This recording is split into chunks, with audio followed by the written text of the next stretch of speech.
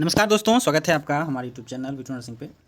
दोस्तों, हमें कुछ जो कॉन्ट्रेक्चुअल कैंडिडेट हैं उनका मैसेज हमको बार बार आ रहा था कि सर हम लोग लगभग 3-4 साल से जो है कॉन्ट्रैक्ट पे काम कर रहे हैं, यानी कि आप जिसे संविदा कहते हैं। तो संविदा वाले को विशेष इस बार क्या ध्यान रखना है। जितने बिहार में संविदा पे हैं, चाहे वो एएनएम है या जीएनएम है या नर्सिंग ट्यूटर हैं, तो संविदा वाले जो नर्स हैं तो उनको किस बात का ध्यान रखना है। ठीक है, इस बार अलग क्या है, इस बारे में हम इस वीडियो में बात करेंगे। और बात करेंगे कि आखिर एक्सपीरियंस लेटर सबसे महत्वपूर्ण क्या है कि जो कॉन्ट्रैक्ट पे काम कर रहे हैं उनका एक अनुभव प्रमाण पत्र बनता है, एक्सपीरियंस लेटर बनता है। तो उसका फॉर्मेट क्या है, जो विज्ञापन के साथ आ रहा है फॉर्मेट, क्या उसी को फ़ोटोकॉपी करा के करना है या फिर किस प्रकार से बनाना है अनुभव प्रमाण पत्र जो कि वैलिड होगा। ठीक है, अब एक बात क्या है कि आप कैसे भी बना लेते हैं, अगर वैलिड नहीं हो, काउंसलिंग के समय अगर किसी प्रकार का उसमें दिक्कत हो जाए तो ये आपके लिए परेशानी का कारण बन सकता है। तो हम इस वीडियो में आपको बताएंगे कि जो खास करके ये वीडियो जो है वो संविदा नर्सेस के लिए है, चाहे वो एएनएम के रूप में काम कर रही हैं या फिर स्टाफ नर्स में काम कर रही हैं या फिर नर्सिंग ट्यूटर में काम कर रही है। तो ये उन संविदा कर्मियों के लिए है जो कि अपना अनुभव प्रमाण पत्र बनाएंगे, और उसे किन किन बातों का ध्यान रखना है हम इस वीडियो में आपको बताने का प्रयास करेंगे। तो उससे पहले आप लोगों से रिक्वेस्ट है, ज़रूर चैनल को सब्सक्राइब कर लीजिए ताकि आपको फर्दर अपडेट नर्सिंग से जुड़े हुए आप तक मिलता रहे।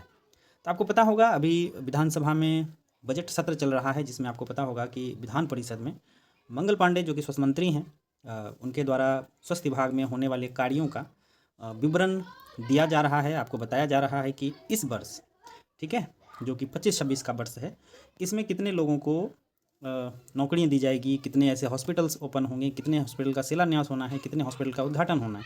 सारा कुछ ब्यौरा जो है आपको बजट सत्र में आपको सुनने को देखने को मिला होगा।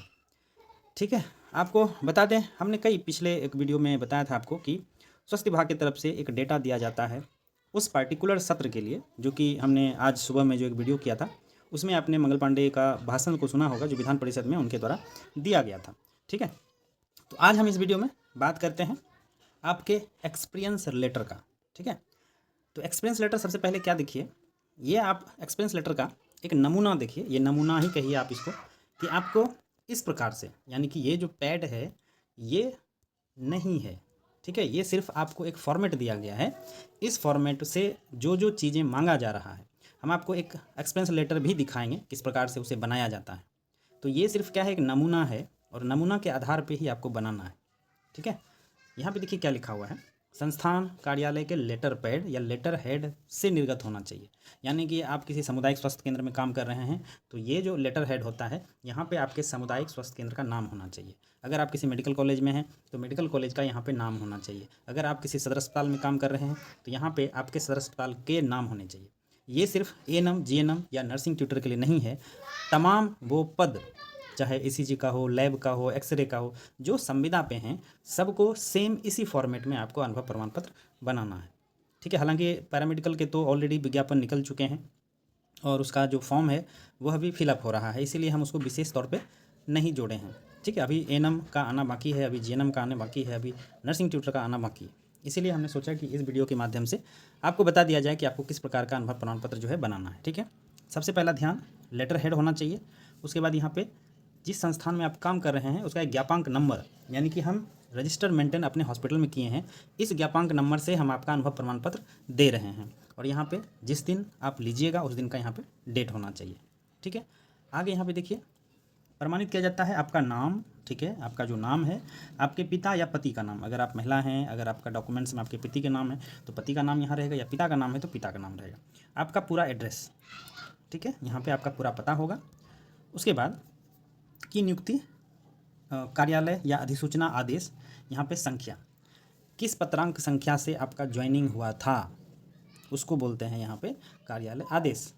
ठीक है, किस पत्रांक संख्या से, क्योंकि आपकी जो ज्वाइनिंग होती है, किसी भी कर्मी का जब ज्वाइनिंग होता है तो उसका एक पत्रांक नंबर होता है और उस डेट के साथ आपका लिस्ट जो है स्वास्थ्य विभाग के साइट पे दिखाया जाता है। तो उसी लिस्ट, उसी पत्रांक संख्या का यहाँ पे उल्लेख होना, विवरण होना जरूरी है। ठीक है, के द्वारा संविदा के आधार पे अब यहाँ पे आपका पदनाम, अगर आप स्टाफ नर्स हैं तो स्टाफ नर्स, अगर आप एएनएम हैं तो एएनएम, या जिस भी पोस्ट के लिए आप अनुभव प्रमाण पत्र बना रहे हैं यहाँ पे होना चाहिए। उसके बाद यहाँ पे संस्थान का नाम, ठीक है, कि आप किस संस्थान में कार्यरत हैं, सीएससी में हैं, पीएससी में हैं, मेडिकल कॉलेज में हैं या फिर सदर अस्पताल में हैं। उसके बाद कब आप ज्वाइन किए थे से ले करके आप कब अनुभव प्रमाण पत्र को बना रहे हैं, ये दोनों डेट जो है यहाँ पे लिखा जाता है। उसके बाद वापस से आपका नाम यहाँ पे आएगा, ठीक है। उसके बाद प्रमाणित किया जाता है कि आप किस पोस्ट के लिए, जैसे स्टाफ नर्स में आप काम कर रहे हैं तो यहाँ पे स्टाफ नर्स का नाम लिख करके हम आपको फार्मासिस्ट का या फिर आपको एएनएम का या फिर आपको जीएनएम स्टाफ नर्स का आपको प्रमाण पत्र दे रहे हैं, ठीक है। और आपका यहाँ पे वेतनमान, किस वेतनमान पे यहाँ पे मानदेय जो आपको मिला, आपको पता होगा कि संविदा में जो है फिक्स वेतन दिया जाता है। जैसे हम अगर अभी बिहार में जो स्टाफ नर्स हैं जो काम कर रहे हैं, पहले तो उनको 20,000 रुपया मिलता था और अभी शायद बढ़ा करके उसको 25,000 का मानदेय जो है दिया जा रहा है। तो जो मानदेय आप एक्सपेंस लेटर बनाते समय आपको मिल रहा है वो यहाँ पे लिखा जाना चाहिए। तो ये सिर्फ एक फॉर्मेट है, आपको कार्यालय की तरफ से एक बाकायदा प्रॉपर लेटर में आपको ये सारी चीज़ें जो है लिख करके दिया जाएगा। यहाँ पे कार्यालय का सील होना बहुत ज़रूरी है। तो आप जब अनुभव प्रमाण पत्र लीजिएगा अपने ऑफिस से, यहाँ पे सील को जरूर चेक कर लीजिएगा कि सील होना बहुत ज़रूरी है। उसके बाद यहाँ पे सिग्नेचर होना चाहिए आपके सीएस का, आपके प्रभारी का, आपके सुपरिटेंडेंट का, ठीक है। उस पदाधिकारी का नाम होना चाहिए और जो यहाँ पे लोग हैं, जैसे कि अगर प्रिंसिपल हैं तो प्रिंसिपल, अधीक्षक हैं तो अधीक्षक, सिविल सर्जन है या फिर निदेशक है, और यहाँ पे प्रशासनिक विभाग का नाम, यानी कि आप किस विभाग में कार्यरत हैं। तो ये एक फॉर्मेट है जो कि आप देख रहे हैं अनुभव प्रमाण पत्र का। अब हम आपको एक अनुभव प्रमाण पत्र दिखाते हैं कि देखिए किस प्रकार से बनाया जाता है। यहाँ पे देखिएगा आप, ये अनुभव प्रमाण पत्र की एक कॉपी है। लेटर हेड आप यहाँ पे देख सकते हैं, लेटर हेड ये होता है जिसमें आप जिस संस्थान में काम कर रहे हैं वहाँ का नाम होना चाहिए, प्राथमिक स्वास्थ्य केंद्र पश्चिम चंपारण। उसके बाद उसका पत्रांक संख्या, यहाँ पे पत्रांक संख्या, यहाँ पे डेट लिखा हुआ है, ठीक है। यहाँ पे अनुभव प्रमाण पत्र लिखा हुआ है, जैसा जैसा हमने आपको बताया था सेम आपको यहाँ पे वो देखने को मिलेगा। प्रमाणित किया जाता है निर्देशक प्रमुख स्वास्थ्य सेवाएं बिहार पटना के ज्ञापांक संख्या, ज्ञापांक संख्या यहाँ पे मेंशन हो गया, डेट मेंशन हो गया, श्रीमती यहाँ पे आपका नाम, आपके पिताजी का नाम, ठीक है। और आप कहाँ कार्यरत हैं तो सामुदायिक स्वास्थ्य केंद्र में आप कार्यरत हैं। दिनांक 21/8/2020 यानी कि जब आप ज्वाइन किए थे उस दिन से लेकर के जिस दिन का अनुभव प्रमाण पत्र आपको बना के दिया जा रहा है उस दिन तक का डेट जो है यहाँ पे मेंशन रहना चाहिए।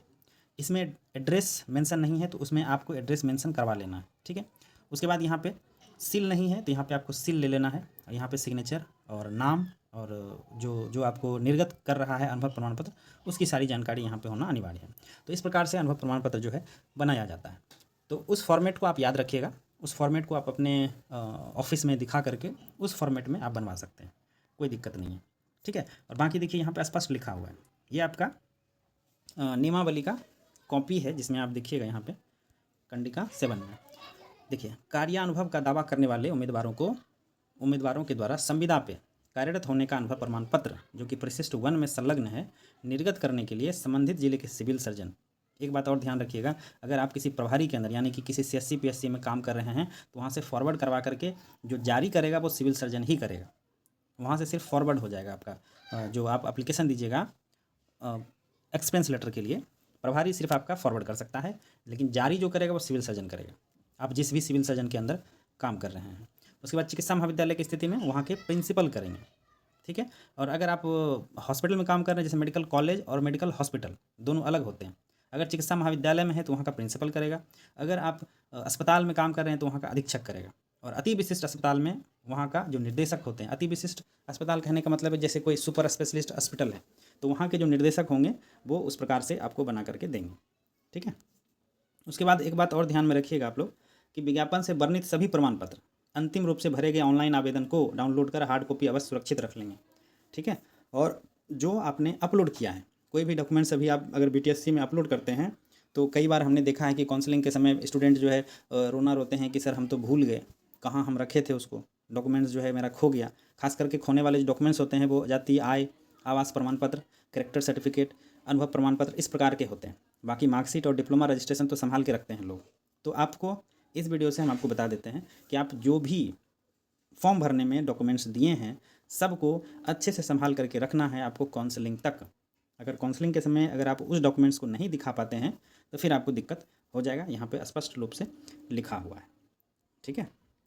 देखिए यहाँ पे लिखा हुआ है वैसे प्रमाण पत्र जिसका कि आप ऑनलाइन आवेदन में उल्लेख नहीं किए, अगर सत्यापन दस्तावेज में नहीं मिलता है तो स्वीकार नहीं किया जाएगा। और इससे जो है कि आप वंचित रह जाइएगा जॉब के लिए। तो डॉक्यूमेंट्स वेरिफिकेशन के समय केवल वही प्रमाण पत्र, अंक पत्र मूल से सत्यापन किया जाएगा जो अभ्यर्थी द्वारा ऑनलाइन आवेदन के समय दिया गया था। इसीलिए सारे डॉक्यूमेंट्स को आपको संभाल करके रखना है। ठीक है, तो ये वीडियो आपके लिए था। यहाँ पे देखिएगा, यहाँ पे लास्ट डेट, और अभी तो हालांकि फार्मासिस्ट का लास्ट आया है, अभी स्टाफ नर्स एएनएम का आना बाकी है। जैसे ही आएगा आपको बीटीएससी के साइट पे देखने को मिल जाएगा।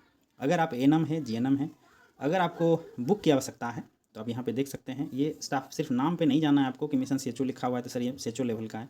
बिहार में जो एग्ज़ाम होगा स्टाफ नर्स का होगा, उसमें जो लेवल होंगे वो सिमिलर टू सीएचओ का होगा, मान के चलो। इस बुक का कंटेंट आप देख लीजिए, जो आप इंटरेस्टेड हैं, जिनको किताब की आवश्यकता है, तो एक बार इस बुक का सैंपल हमारे पास अवेलेबल है।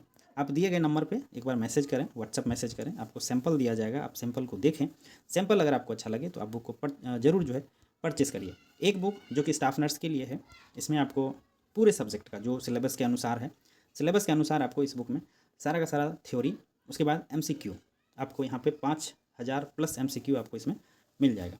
हम दोनों बुक को साथ में रिकमेंड करते हैं। अगर आपको बुक लेना है, लेने के लिए सोच रहे हैं, तो दिए गए नंबर पे एक बार मैसेज करें, वहाँ से आप सैंपल की मांग कर सकते हैं। सैंपल देखने के बाद आप बुक को ऑर्डर कर सकते हैं। ठीक है दोस्तों, फिलहाल इस वीडियो में इतना ही है। अगर अनुभव प्रमाण पत्र को लेकर के जो संविदा कर्मी हैं, अगर उनको किसी प्रकार का कोई दिक्कत है तो आप हमें कमेंट कर सकते हैं, हम कमेंट का जवाब देने का प्रयास करेंगे। ठीक है दोस्तों, थैंक यू, धन्यवाद।